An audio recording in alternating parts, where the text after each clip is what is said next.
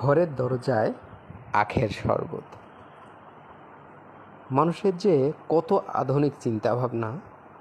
দেখুন, একটা ভ্যানকে, ব্যাটারি চালিত ভ্যান, ব্যাটারি ইঞ্জিন চালিত ভ্যান, এই একই ব্যাটারি দিয়ে নিচে একটি মোটর, সেই মোটর দিয়ে ভ্যান চলছে এবং উপরে একটি মোটর দিয়ে উনি ভ্যানের উপরে একটা মেশিন সেট করে ফেলেছে এবং এই মেশিনের মাধ্যমে উনি আখের জুস তৈরি করছেন এবং বাড়ি বাড়ি গিয়ে, দরজায় গিয়ে, এই রোজায় ইফতারের এক মুহূর্তে উনি এগুলা তৈরি করে করে মানুষকে দিচ্ছেন।